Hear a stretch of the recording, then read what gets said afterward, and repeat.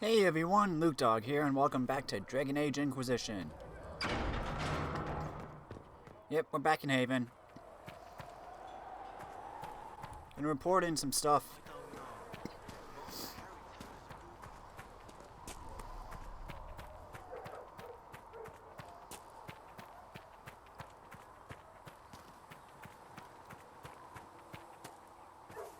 This is not where the way I was supposed to go.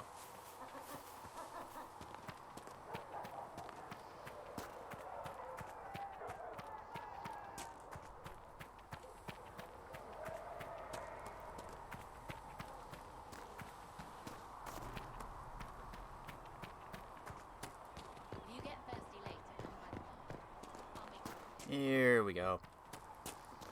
Check to see if I can do anything with my potions.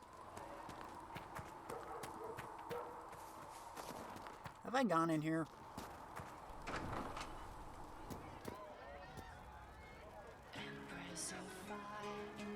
The Conclave was our best chance for eclipse. The Divine, the Mages, the Templars, everyone ready to talk. Empress of fire, what season may come, we fight for the day you restore our heart and bring us to glory. Fix the door. Oh, Maker, you him? You were the herald of Andraste. She sent you to us to show the world her love, and I am ready for that love. Well, I'm not ready for that kind of love. That is, unless that's what you want. But, I mean, I'm Flissa. Can I get you a drink? It's all right, Flissa. I won't do anything frightening. If you wanted to close the breach, I wouldn't mind. As I said, I'm Flissa. The Inquisition soldiers needed a place to unwind, so Leliana brought me in to set up a tavern. Nothing fancy, but it's safer for the soldiers than looking for trouble in some village. You said Liliana asked you to run an Inquisition tavern. How did you meet? Dumb luck, mainly. I managed an inn back in Denerim. When I heard interesting gossip, I'd pass word to Liliana. Sometimes it was helpful. She asked if I wanted to own my own tavern, and I said yes. I didn't realize she meant this. What can you tell me about this area? Adan is Haven's apothecary. He's been making potions and tending to the wounded as best he can. Harrit is the Inquisition smith. Whatever he can make you, Thren the quartermaster can probably find. And for anything fancier, you can try buying from Segrit. His prices aren't too high. Yet. Oh, there's also Minave. She studies beasts and things, as I understand. Farewell. Goodbye. How have I not known we've had a tavern this whole time? Even mountains had a heart once. When the world was young, Korth the Mountain Father kept his throne. Well, let me know if you find one. Kept his throne at the peak of Belinus, the mountain at the center of the world, from which he could see all the corners of earth and sky. And he saw strong men become weak, brave men grow cowardly, and wise men turn foolish for love. Korth devised a plan that he might never be betrayed by his own heart, by taking it out and hiding it where no soul would ever dare search for it. He sealed it inside a golden cask, buried it in the earth, and raised around it the fiercest mountains the world had ever seen, the Frostbacks, to guard it. But without his heart, the Mountain Father grew cruel. His chest was filled with bitter mountain winds that shrieked and howled like lost souls. Food lost its flavor, music had no sweetness, and he lost all joy in deeds of valor. He sent avalanches and earthquakes to torment the tribes of men. Gods and men rose against him, calling him a tyrant, but with no heart, Korth could not be slain. Soon there was no heroes left, either among men or gods, who would dare challenge Korth. The Lady of the Skies sent the best of her children, the swiftest, the cleverest, the strongest flyers, to scour the mountains for the missing heart, and for a year and a day they searched, but sparrow and raven, vulture and eagle, Swift and Albatross returned to her with nothing. Then the Ptarmigan spoke up and offered to find the god chief's heart. The other birds laughed, for the Ptarmigan is a tiny bird, too humble to soar, which spends half its time hopping along the ground. The lady would not give the little creature her blessing, for the mountains were too fierce even for eagles, but the Ptarmigan set out anyway. The little bird traveled deep into the frostbacks. When she could not fly, she crawled. She hugged the ground and weathered the worst mountain winds, and so made her lonely way to the valley where the heart beat. With all the gods' terrible deeds, the heart was far too heavy for the little bird to carry, so she rolled it, little by little, out of the valley and down a cliff, and when the golden cask struck the earth, it shattered. The heart was full almost to bursting, and the pain of it roused the mountain god to come see what had happened. When Korth neared his heart, it leapt back into his chest, and he was whole again. Then Hakon Winter's Breath bound Korth's chest with 3 bands of iron and 3 bands of ice, so it can never again escape. And all the remaining gods named the Ptarmigan honored above even the loftiest eagles. The Ptarmigan, an Avar tale, from Ferelden, Folklore and History by Sister Petrine, Chantry Scholar.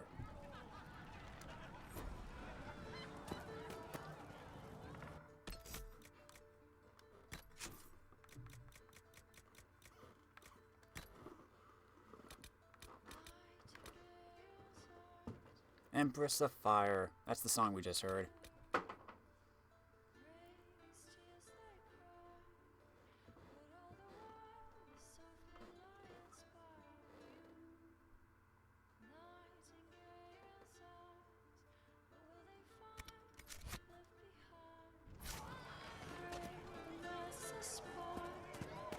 With heart remains for those who could not find the truth. Blinded, so we're hiding, dying to be. We're hiding from the fighting This is nice music. to see. We're waiting for someone to speak and set us all free.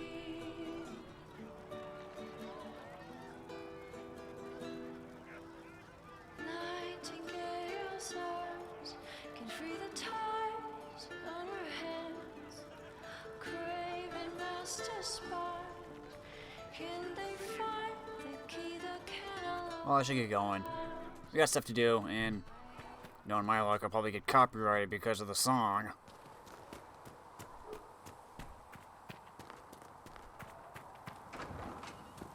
Can I upgrade my potions?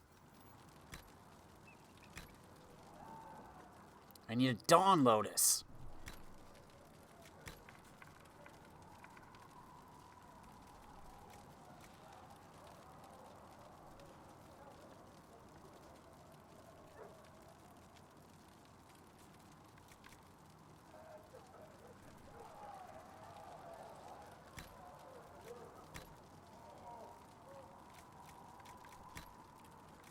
Yeah.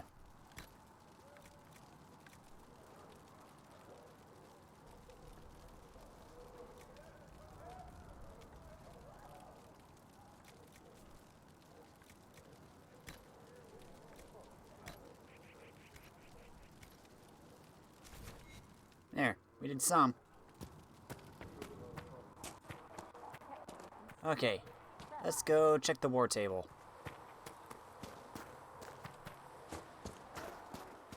Hey, Colin.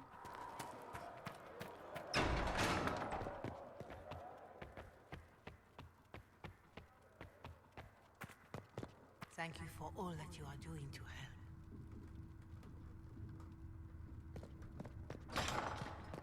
Hey, Maeve. Apothecary Adon says you'll have the reagents you requested soon. If you find anything, please bring it in.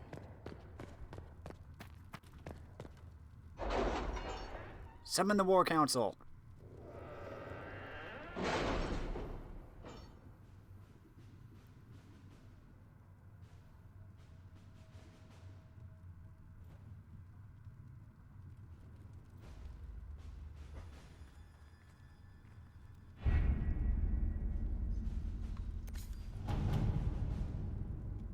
I like our money.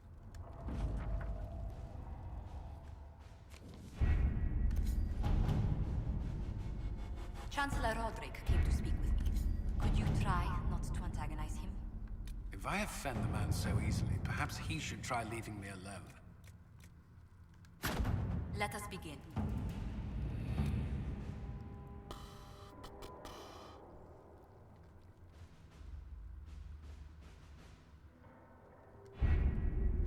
You know what? It's been a while, we might as well continue some of the story.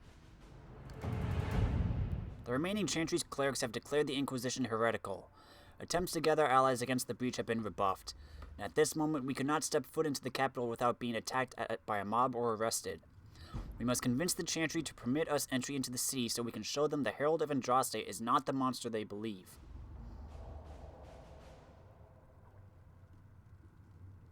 Okay. Having the Herald address the clerics is not a terrible idea. You can't be serious. Mother Giselle isn't wrong. At the moment, the Chantry's only strength is that they are united in opinion. And we should ignore the danger to the Herald. Let's ask him.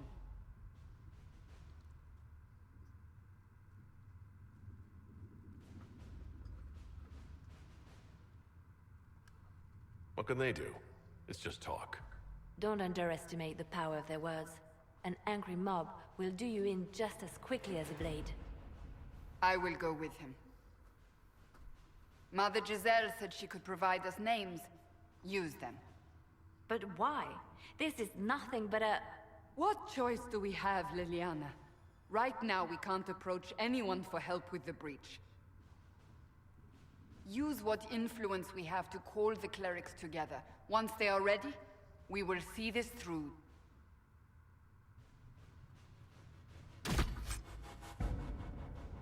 Okay.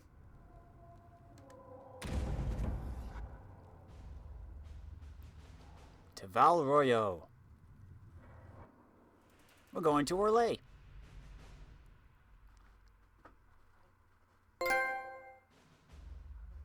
Speak only the word. Which one is that?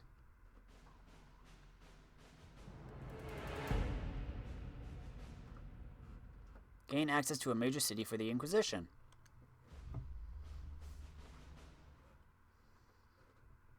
Nug.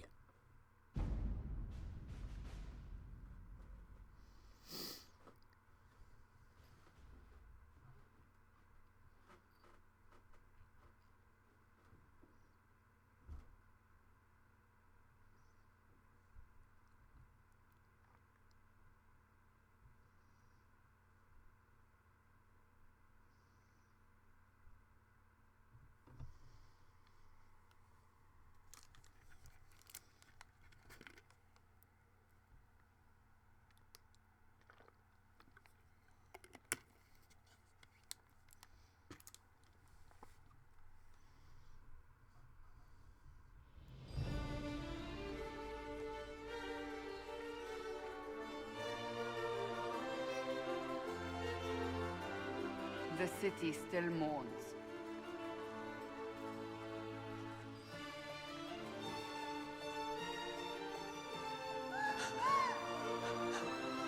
Just a guest seeker, but I think they all know who we are. Your skills of observation never fail to impress me, Varric. My Lord Herald. You're one of Leliana's people. What have you found? The Chantry mothers await you, but so do a great many Templars. There are Templars here? People seem to think the Templars will protect them from the Inquisition. They're gathering on the other side of the market. I think that's where the Templars intend to meet you.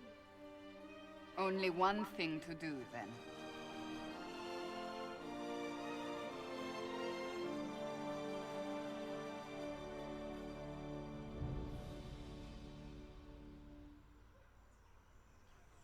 They wish to protect the people? From us? Return to Haven. Someone will need to inform them if we are delayed. As you say, my lady.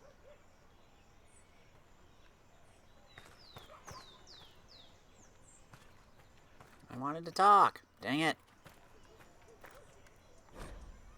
The avenue of her reflective thought. Our Lady and the actors of her rise and fall. Her message and visage are worth repeating. Mathrath's remorse. At meeting a low door frame.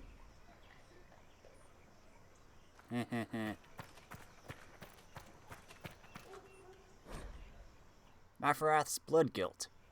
and his head suddenly weighs too much.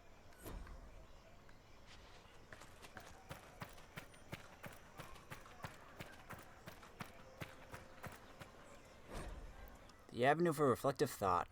The Avenue is inspirational, but wise travelers do not linger in their respects, not just because the bazaar awaits, but because the area before the back-turned statues is treacherous. Local legend has it that the child empress Amy abused the opportunity of religious repose to relieve herself beneath the gaze of Our Lady. Unable to discipline the toddling leader, her attendants instead chastised the statues, and had them turned in supposed embarrassment. True or not, foolish youths dare each other to soil the spot in similar fashion, and a place of otherwise reverend thought always carries a faint odor about it. Excerpted and torn from a disposable walking tour of the capital by Philium, a bard. Ugh. Mafrath's Penitence, an unrelated headache. Mafrath's regret, about his unfortunate hair.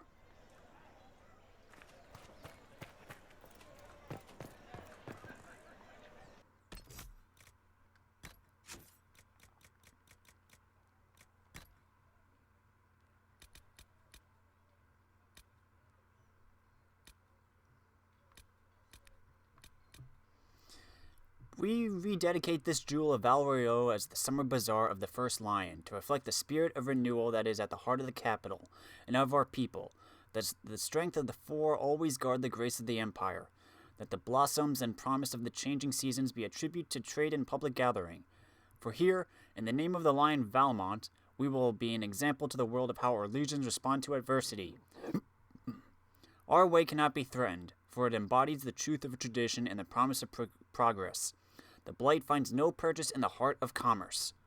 A plaque dedicating the summer bazaar for victories earned and to come, placed in 530 Exalted.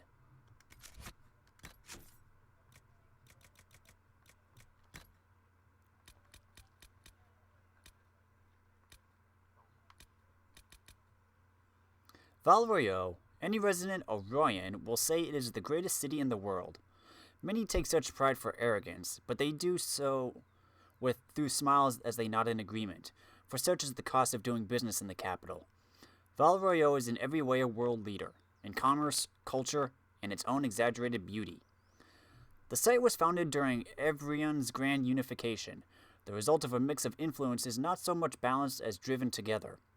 And while such an amalgamation would be cause for chaos elsewhere, the prosperity of the region has enabled an upward spiral of indulgence. The capital has endured the ages to become a beacon of civilization, and its citizens the measure of modernity. Just ask them. An element of Val Royeaux is notoriously risque, and it exists harmoniously beside the aristocracy and the palace bureaucrats. Indeed, the aristocracy tends to indulge in the city's darker side quite frequently, if discreetly, and that only adds to the mystique. Nobility elsewhere tend to be much more conservative and concerned about their reputation, even if a trip into the capital to indulge a few private pleasures is not completely out of the question. In Val Royeaux, transgressions are suffered and forgiven with flamboyant urgency. That is not to say the city is without lasting scandal or hardship, but one must squint past the gilding to be allowed even a glimpse, as Royans are very careful about the face they present. Such it is with the masks of nobility and the underbelly of their secrets. Excerpted from Val Royeaux, Excesses Grand and Otherwise by, formerly, Sister Laudine.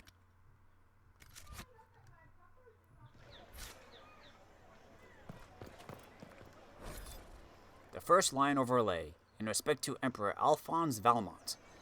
The Lions of... Hey, level up! The Lions of Orlais, a repeating element dedicated to the great defenders otherwise noted. It is rumored that one is gold, one is bronze and weighed with poison, one is chocolate, and one is watching. As the saying goes, dare we all a thief to test his back and learn which is most dangerous to try deny or lay. In truth, all are lead and leaf. Don't pretend to ride them too long, lest the mind give way. Excerpted and torn from a disposable walking tour of the capital by Philium.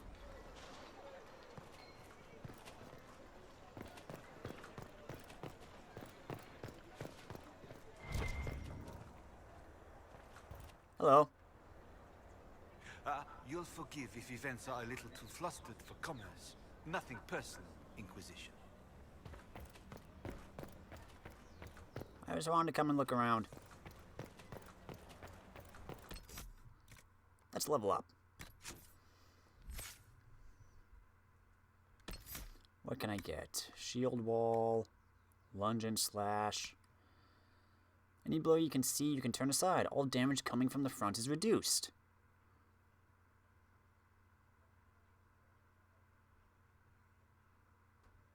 I'll take it.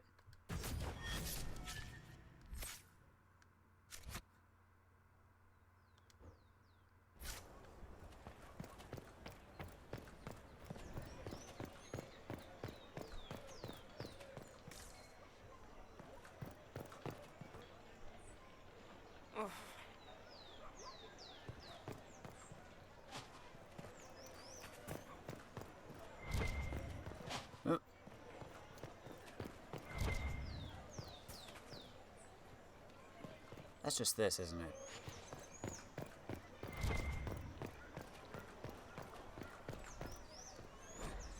Grace of the Empire, North. This display reserved for discourse political, with attending professors of social matters from the University of Royeaux. Note that all vendors of loftable groceries will be closed in the hour beforehand and for 1/2 after.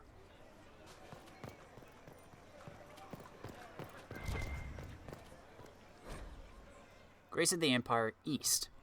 Welcome all before the grace of the Empire. Stage and audience for the use of all, for theater and business, for partnership and proposal. Be seen. This display reserves for songs traditional by Lord Bramford and his players. Cancelled. The fourth line of Royeaux, in respect to Duke Stefan of Valmontaigne. Something over here. This is another fast travel thing? Yeah. She of the highwayman repents.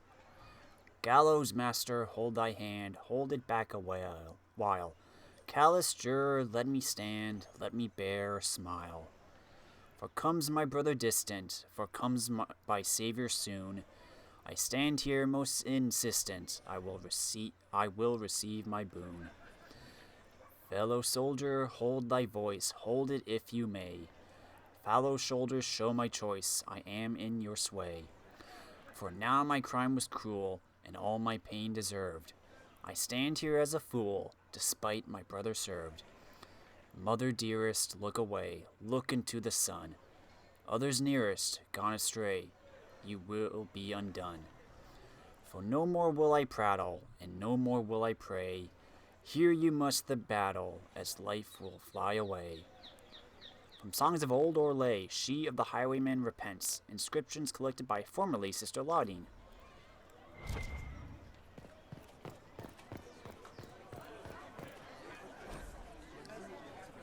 Grand Duke Florian was not supposed to ascend to the Orlesian throne. His elder brother, Emperor...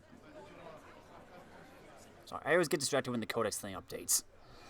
His elder brother, Emperor Judicial II, had 2 twin sons and thus a very secure line. Florian was free to pursue other interests, none of which revolved around the game. Indeed, the imperial court largely ignored him, and that was how he liked it. All that is recorded of that era is that he married, produced a single daughter, and afterwards showed little interest in her. An outbreak of the 100 Days Cough in 877 Blessed changed his plans. Both of Judicial's sons perished, as did Florian's daughter. Racked by grief, Judicial lost interest in ruling, turning over all matters pertaining to the rebellion in Ferelden to his advisors, and instead spending his time hunting in the country. When Judicial was thrown from his horse during a fox hunt in 884 Blessed, Florian was suddenly vaulted into the throne. Famously, his response to the Chevaliers delivering the news at his estate is said to be, "This will not do at all." A private and somewhat eccentric man, Florian limited his appearances at court and dealt almost exclusively with members of his own family. He was extremely practical about his habits of dress and grooming, eschewing current fashions for the sake of comfort and refusing to wear cosmetics or powders of any kind due to an intense dislike of being dirty. Powerful and connected nobles who had served in the cabinet since his father's time were turned away in favor of his younger brother, Reynard. His sister, Melisande, and his cousins. Children were banned from the palace, even the children of servants, with the exceptions of his nephew and nieces, who were tolerable only on the condition that they remain out of the emperor's sight. Regarding suggestions that Florian and his youngest cousin, Megran, were lovers, the truth is uncertain. If such a relationship existed, it was no doubt kept private due to Florian's aversion to public life and not from any fear of rumors. Such rumors, after all, were likely spread due to the emperor's refusal to sire another child and thus secure his line. Many believe this failing would eventually lead to civil war. The only real evidence of a relationship with Megran is a loud and very public argument the two had prior to Megran's appointment, or exile as he saw it, to the throne of Ferelden. Megran is said to have called Florian "my darling," and neither man chose to explain the argument later. The predictions of civil war almost came to pass under Florian's death in 919 Dragon. With no clear heir, the throne eventually passed to the only daughter of Grand Duke Reynard, Celine, after a vicious struggle that threatened to consume the empire. From the Emperor's Overlay by Brother Harlan Ascari.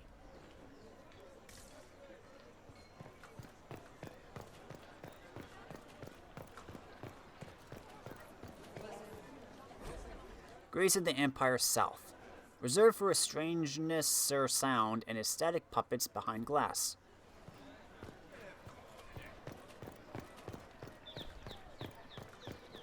I just don't want to go too far forward and accidentally start something. No, read. No, read. Read the plaque. The second line overlay, in respect to Duke Isidore Darlesens. Grace of the Empire West. Oh, you guys can level up. This display reserved for presentations of affection as though private and also discounted spirits, presented by company Misdirect Theater.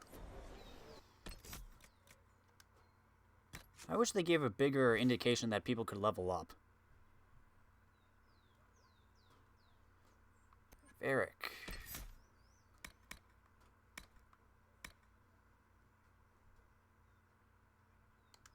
I'll give you that. Solus.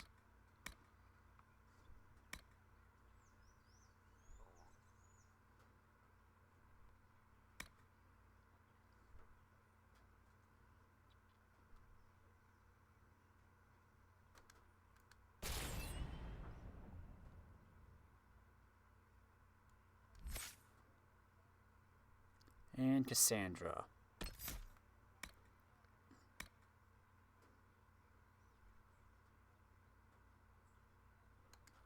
Yes, please.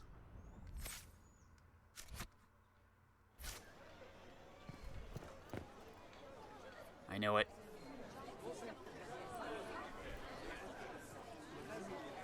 Good people of Val Royeaux, hear me. Together, we mourn our divine. A naive and beautiful heart, silenced by treachery. You wonder what will become of a murderer. Well, wonder no more. Behold, the so-called Herald of Andraste, claiming to rise where our beloved fell. We say this is a false prophet. No servant of anything beyond his selfish greed.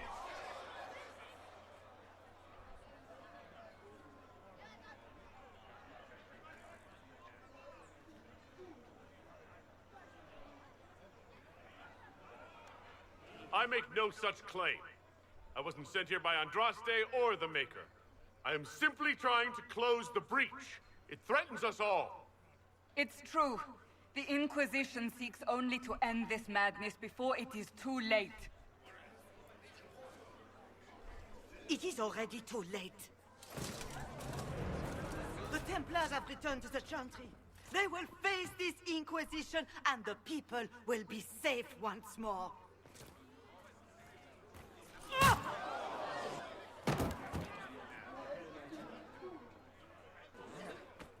Still yourself. She is beneath us.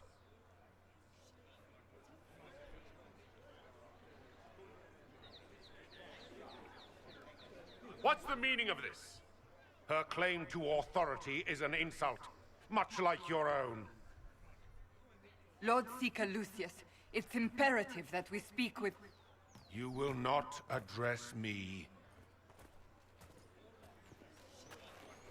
Lord Seeker? Creating a heretical movement. Raising up a puppet as Andraste's prophet. You should be ashamed. You should all be ashamed. The Templars failed no one when they left the chantry to purge the mages. You are the ones who have failed. You who'd leash our righteous swords with doubt and fear. If you came to appeal to the chantry, you are too late. The only destiny here that demands respect is mine.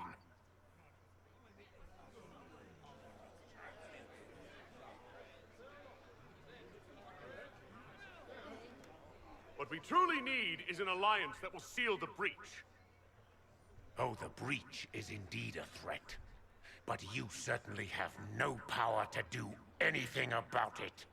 But Lord Seeker, what if he really was sent by the Maker? What if... You are called to a higher purpose. Do not question.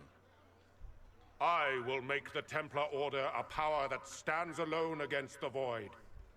We deserve recognition. Independence. You have shown me nothing, and the Inquisition, less than nothing. Templars, Val Royeaux is unworthy of our protection. We march.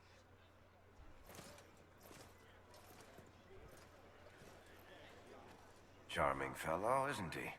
Has Lord Seeker Lucius gone mad? Do you know him very well? He took over the Seekers of Truth 2 years ago, after Lord Seeker Lambert's death. He was always a decent man, never given to ambition and grandstanding. This is very bizarre. Do you think he can be reasoned with? I hope so. If not him, there are surely others in the Order who don't feel as he does. Either way, we should first return to Haven and inform the others.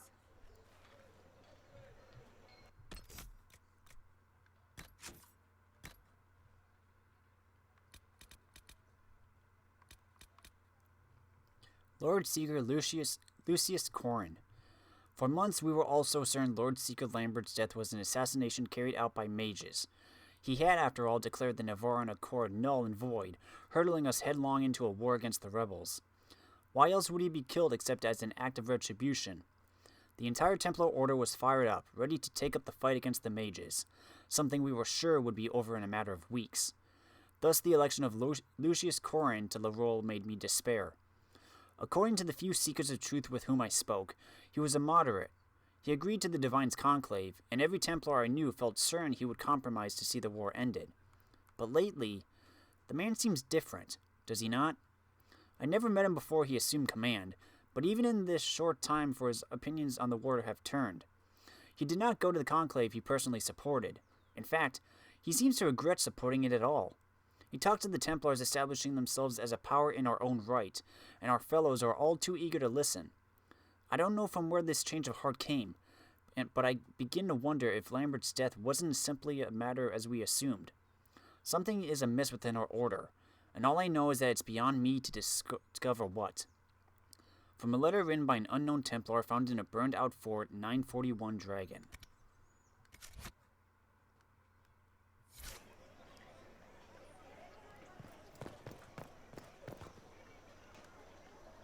This victory must please you greatly, Seeker Cassandra. We came here seeking only to speak with the mothers. This is not our doing, but yours. And you had no part in forcing our hand? Do not delude yourself. Now we have been shown up by our own Templars. in front of everyone. And my fellow clerics have scattered to the wind along with their convictions. Just tell me one thing. If you do not believe you are the Maker's chosen, then what are you? Someone who can help close the breach and end this madness. That is more comforting than you might imagine. I suppose it is out of our hands now. We shall all see what the Maker plans in the days to come. How many Templars turned on the chantry exactly? They rebelled against us. Some remained loyal, but not enough to call them the Order. The White Spire here in the capital was the largest garrison, but now it stands empty. Perhaps more shall flock to the Lord Seeker's banner now. How far has faith waned, I wonder? Where is the Lord Seeker taking the Templars? I can't begin to guess the Lord Seeker's mind. He could not have abandoned his intended role more completely. There must be sense to what we can't see. Must there? Rebellion seems popular in certain quarters, doesn't it, Seeker? Is crafting the Templars into a new power really any worse than declaring a rival to the chantry itself?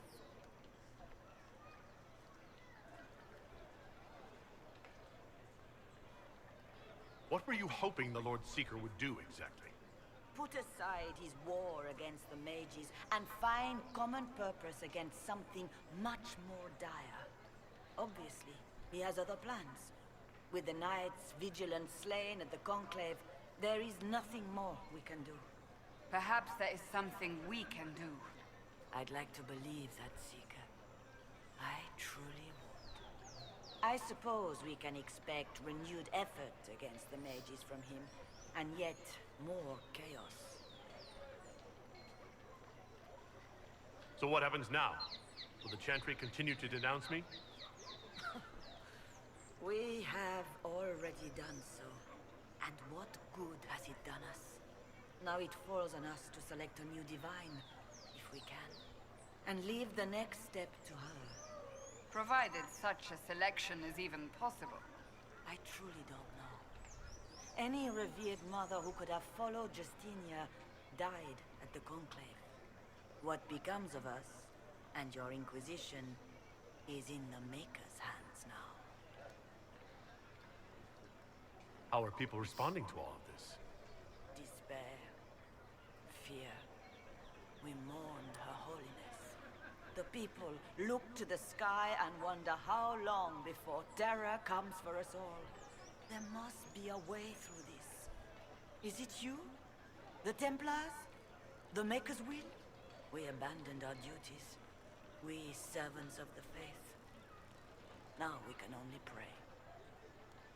You're obviously skeptical. What do you believe I am? Our divine. Her Holiness is dead. I have seen evidence for everything, except what would comfort me. That doesn't answer my question. For you to be true, a great many things must be false.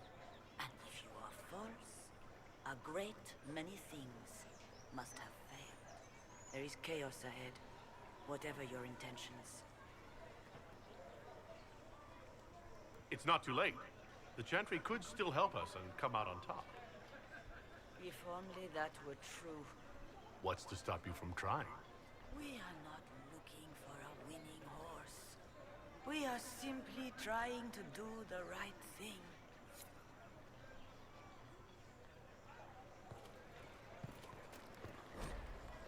The third line of Orlais in respect to Duke Yvonne of Sarin.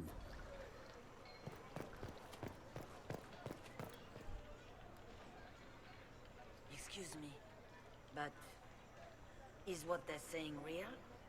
The Inquisition's going to fix the hole in the sky? That's what we're attempting, yes. No one is doing anything. The chantry is useless, and the Templars... Andraste. I never thought they'd abandon us. Listen, your camp will need food. I have contacts. We'll have deliveries there in days. You want to help the Inquisition? Never been part of something this big before, but if your Inquisition's going to seal the sky, I want to help. What do you think, Cassandra?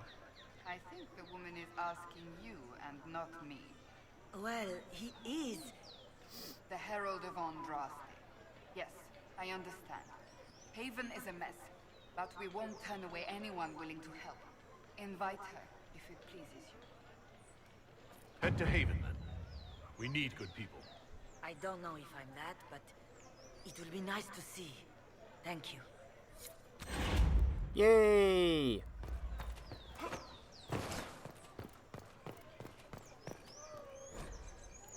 Difficult time for those who have lost. While I understand concerns for propriety and the general dressing of the bazaar, I must caution that release is needed. We are suffering not just ongoing civil conflict pitted brother against sister, not just outright war pitting Templar against mage, not just the loss of our most holy and the best of our leaders. We are suffering all three, as the sky is wounded for all to see.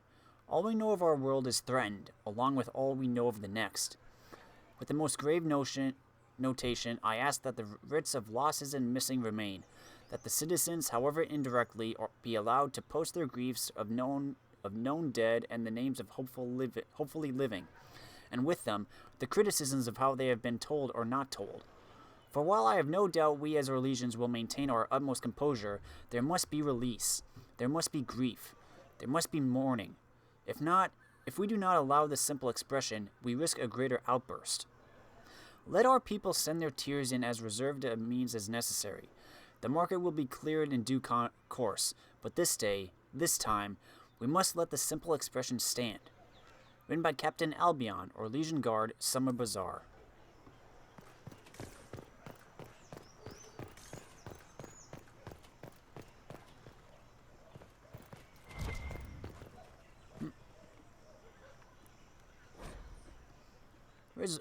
Reservoir stocking evaluation. Tremors. Floating. Taste is off. Water birds die off. Restocking failed. Fish not fit. Do not consume.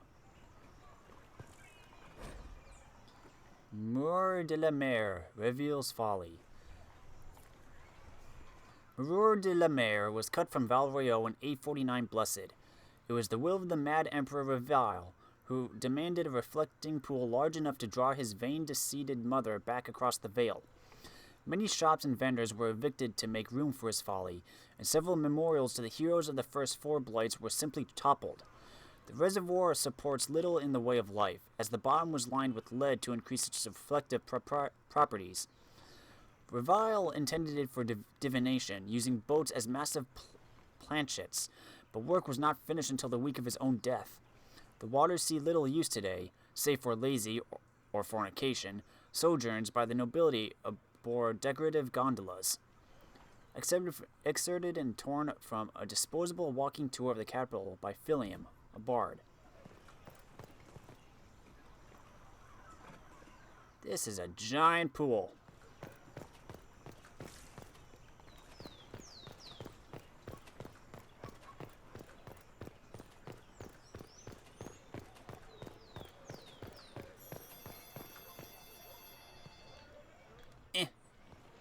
Stuck.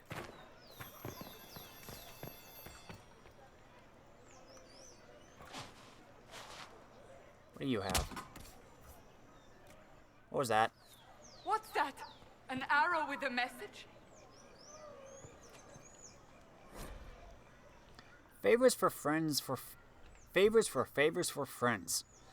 A message is attached, written in a large flowing hand and bordered with doodles. People say you're special. I want to help, and I can bring everyone. There's a baddie in Val Royeaux. I hear he wants to hurt you. Have a search for the red things in the market, the docks, and around the cafe, and maybe you'll meet him first. Bring swords. Friends of Red Jenny. A poor drawing of the locations in a market is attached.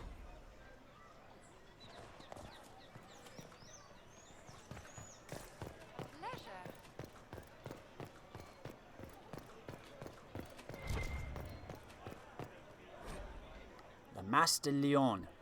We cheered when honored was her might, but many more deserve a thought, and though she was the first a knight, her kin and kind have always fought. From a plaque with the dedication Le Mas de Leon, sponsored by Princess Corinne's first Chevalier, for those we stood beside. Let's look around. The head of Madame Snappy Snips. Yes, thank you. Mascot of Le Mas de Leon, named in jest but genuinely respected, the Grand Mam, as she is also called, was the last dragon brought down by Sir Koenig, the previous owner of the cafe. A spirited hunter, Koenig came of age in the years following the sighting that named the era. While others were quick to assume the tales of ancient Navarran dragon hunters must have been exaggerated, he tracked the gradual increase in dragon numbers and size. Koenig believed we had yet to see a true return of the beasts of legend, and that the specimens of his day were young, despite their ferocity. It is a cruel victory, but today we know Sir Koenig to have been correct, even as he may have fallen to his own expertise. He was, years overdue from his last hunt, and for the rest of us, travel wary. What we thought to be the pinnacle of dragon strength may have been closer to adolescence. The sisters of Madame Snappy Snips may have left their sibling far behind. Excerpted and torn from a disposable walking tour of the capital by Philium, a bard.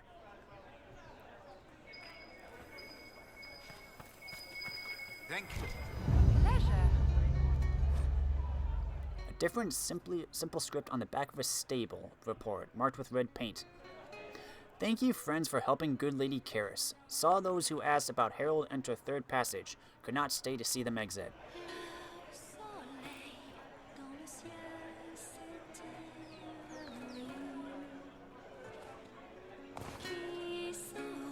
All is well? Yes, thank you. I think this is the song that plays in the credits of Dragon Age Origins, except this is the English version, not the Elven.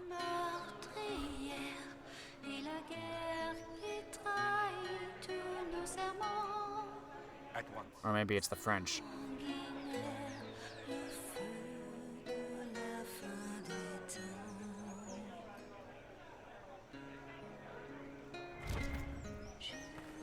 How's it been? All's well, it seems. Yes, thank you. Knot of Heroes, Mafrath and Sacrifice. Andraste, Our Lady, the sword and the fire against Tevinter. Betrayed to the Empire in exchange for a kingdom. Mafrath, now synonymous with treachery. But would Andraste have won, and if not, what would we have lost? Let us look not just at the act, but at the why of it. As the armies of faith pierced the Imperial homeland, it was revealed not as a wave but as an arrow.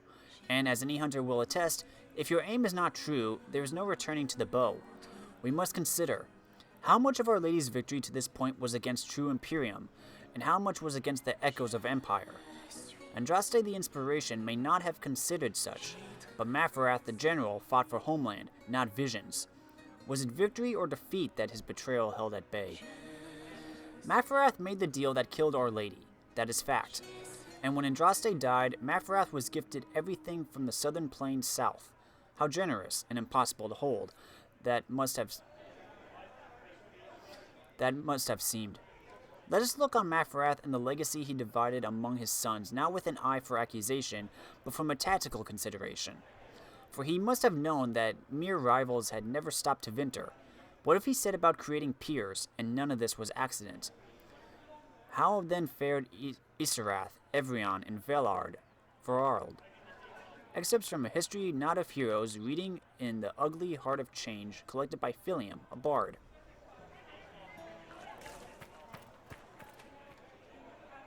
We maintain an Inquisition presence on Commander Cullen's orders. This has been received as you might expect. Let all repeat the chant of light. Only the world smells the darkness upon us. The summer home of Monsieur Glubs. A seasonal home for the childhood pet of the twin sons of Empress Yvette. The nature of Monsieur Glubs remains unknown, save for that he was a gift from a Rivani ambassador, and he was eventually released to the sea after taking the hand of a sluggish page.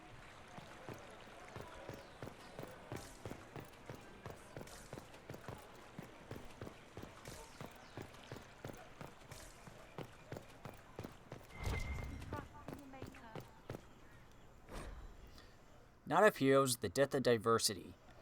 What could hold back an empire? Another. What could hold back so defined a people as Tevinter?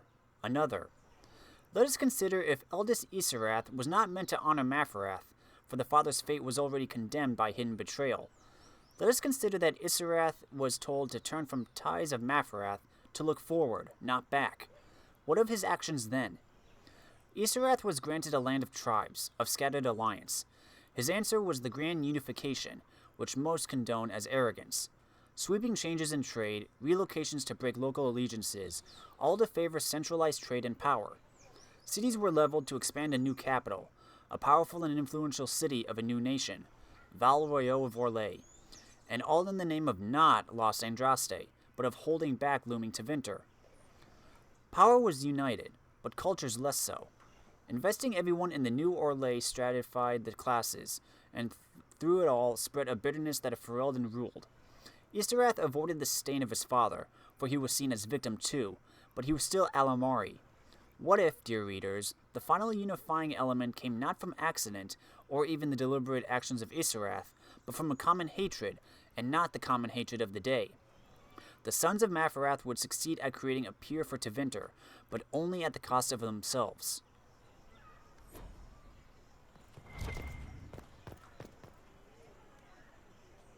What? Yes, I'm sorry. Minding the duties of the ailing mother, Havara. I am rather overwhelmed. Forgive me. I am unsure whether I meant to extend chantry services to you, and that troubles me greatly. And go towards light.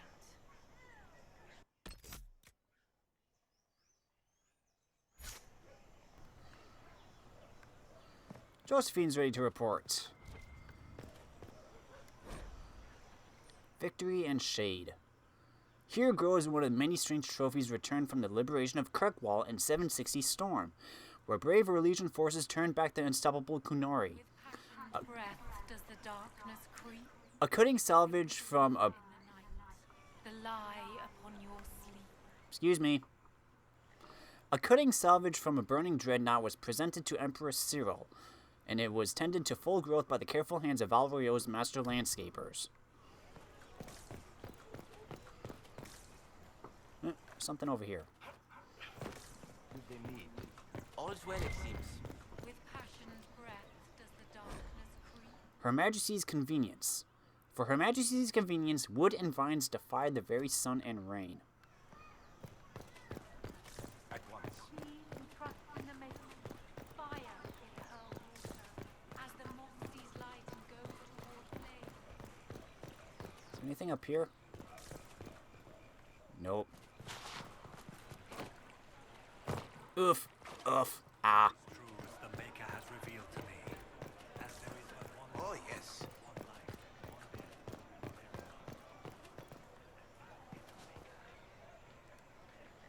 There is a war on, and the Templars just left? Some areas have multiple levels. Press L2 and R2 to view them.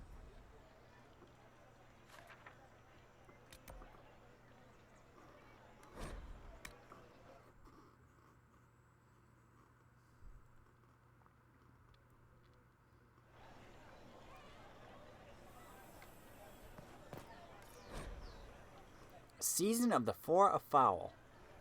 At this window, the thief Treadwell did witness the attempted assault of Lady Castine. He surrendered his chance for escape to catch and hold her assailant, a bard of Lord Hailvine, hero thief, foiled bard, and conspiring noble were all censured as per their station in relevant action. Lashings in labor, disappeared, and ostracized for the social season, respectively. The scandal played out far longer in the theatrically serialized adaptation, which reimagined the three as siblings separated at birth, competing for Lady Castine's hand at her orchestration. The conclusion was relatively accurate to the original event, save the punishment of the thief and noble being swapped to comic effect. Generally good reviews received, though some thought the height of the lady's hair to be unrealistic.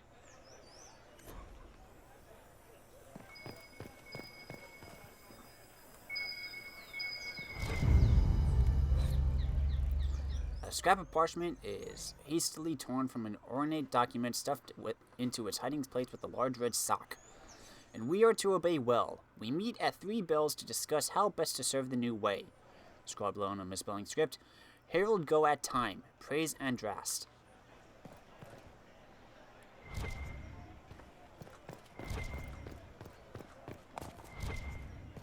What am I looking at?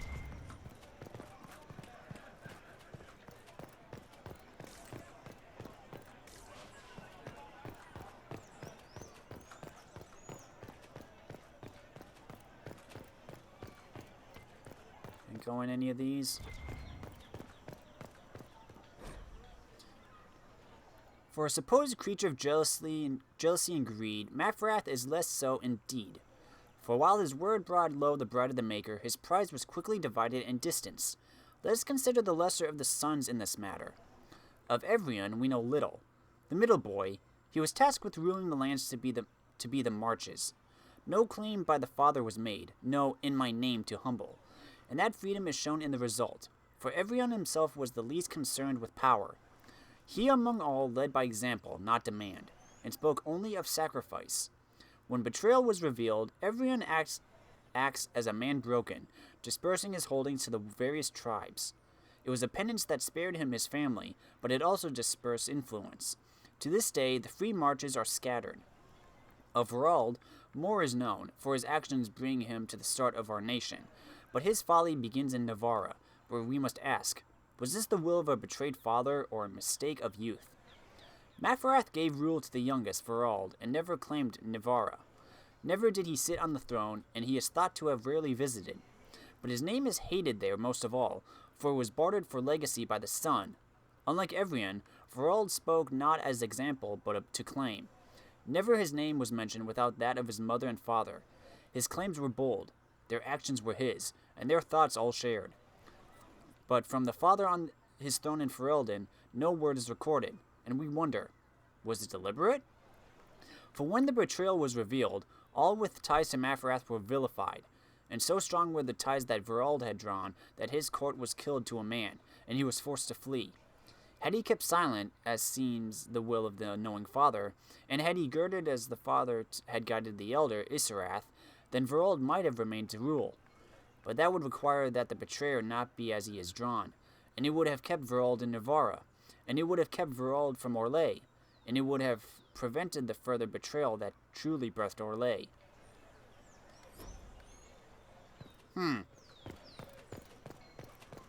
Food for thought.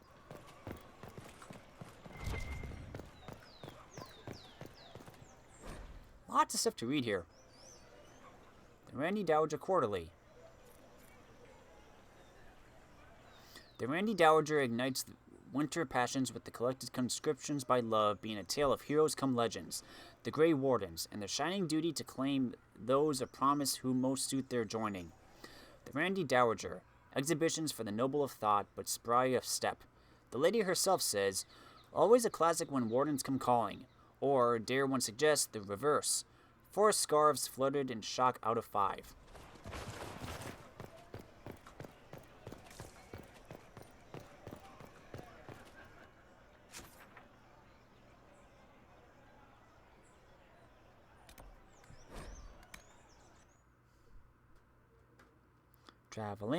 Traveling. Let's see what we can find. It continues onward. Let's see what's over here.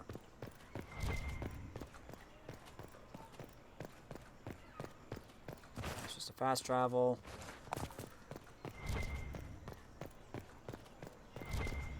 Excuse me, can I read this? Lying in the upper court. My weakness bids me not by chance to gaze upon the upper court, where shadows of our final dance and wishes of my heart consort.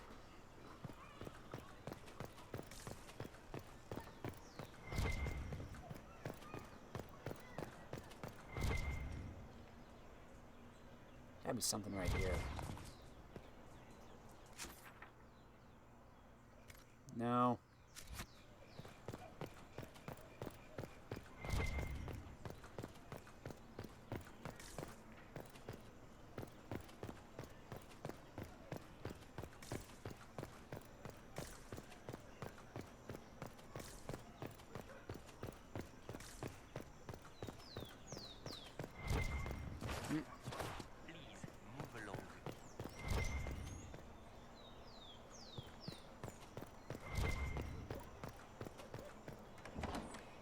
Hello?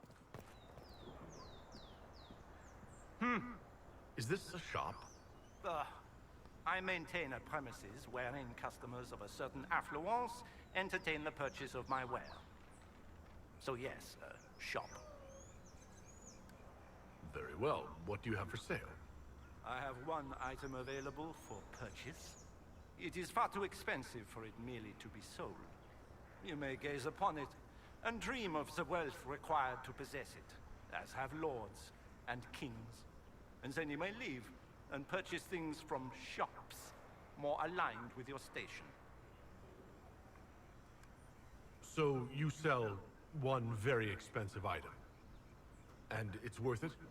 Let me now interrupt the inevitable defense of your thrift. I'm sure you have treasures, and you will have many more. You could parade them from here to Halam Shiral, but none of that would allow you to say you have purchased this. The item is irrelevant. The price is worth it. I can't see it. Tell me what it is. If you have to ask, you are not the one to buy it. I need to know if I can use it. And again, the point is missed. If mere use is your concern, you should go elsewhere. The person who claims this will not be known for using it. They will be known because they paid for it. How do you keep the doors open on a shop with one item? My shop is a destination. Luminaries of every description journey here to see what is denied to them. Some pay tribute, in the vain hope I will barter. They do not have the will to pay the price. They require a bargain to justify the spend, to ease their conscience. That would defeat the entirety of the purpose. I don't see why this is special. Anyone can overprice something. To overprice an item, the item must have a known value already. It is then priced over what it is worth. This has only the value I have set. It has never had another. It is not overpriced.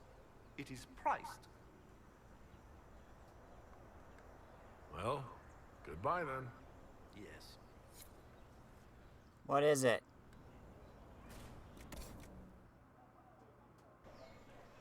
Mystery box. 10,000 gold. I have nothing.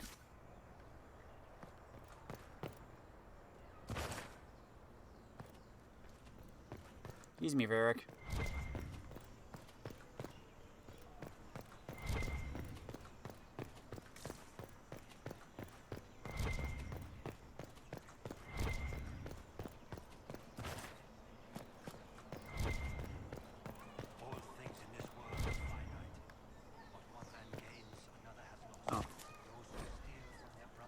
The Randy Dowager welcomes the new year by scandalizing the old with the collected romantic epic The Horned Ones, being a tale of conquest both of nation and of heart. Demands are satisfied as bronze giants share their explosive passions. The Randy Dowager. Exhibitions for the noble of thought but spry of step. The lady herself. Only for those of particular taste. Delicate buds should remain in the garden while the bold of us flower. 5 scarves fluttered in shock out of 5.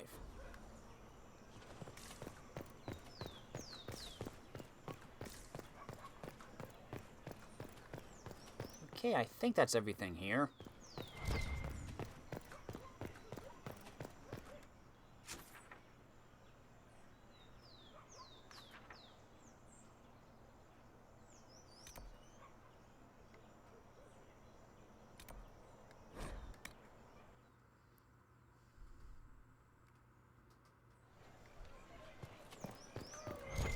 Well, that was a change of affairs.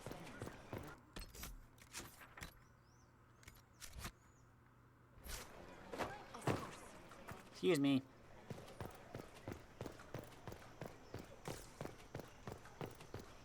When there was no sky maker, you were the sky. When there was no earth, you were the earth. When there was nothing, you were everything. The Randy Dowager welcomes the blooms of spring with the collected Calypsian cuirassiers, being a scandalous representation of Her Majesty's favored, caught in flagrance, delectable. Can their uniforms and modesty withstand the assault? The Randy Dowager. Exhibitions for the noble of thought but spry of step. The lady herself says, Hardly a Tethras, but generally arousing if polished cuirass does it for you. And it should. 3 scarves floated in shock out of 5. Red handkerchief folded around a key with a small, hasty scrawl. Key lifted from drunk swearing about Harold. Don't know what door. I'm out. My debt is paid. Taken together, the messages reveal a time, path, and key to a location on the world map.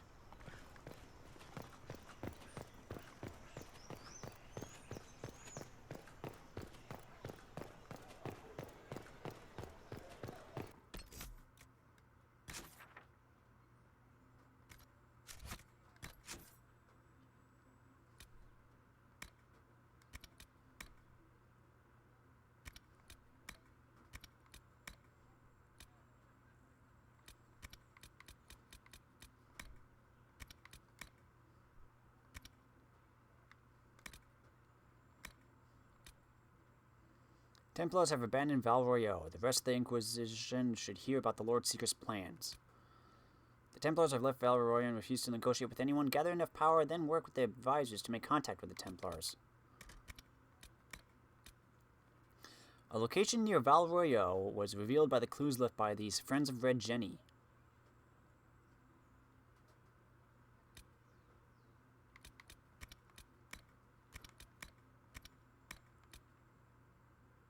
Travel to the Oasis. Strange shard has been discovered. It appears to be of ancient origin and may be part of a larger set. Further study could reveal more.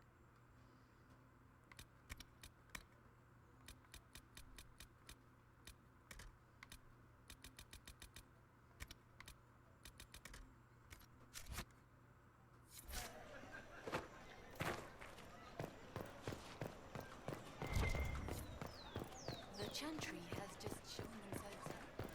Yes, thank you. The Templars. I believe that... You are the Herald of Andraste, are you not? I have an invitation for you. First Enchanter Vivian. You are cordially invited to attend my salon held at the Chateau of Duke Bastien de Gislaine. Yours, Vivian de Fer, First Enchanter of Monsimard, enchanted to the Imperial Court.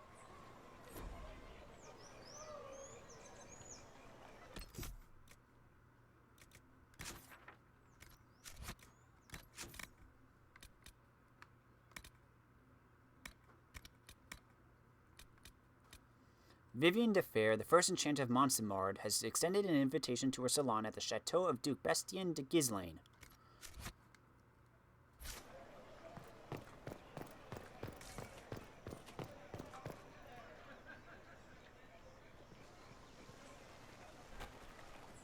If I might have a moment of your time.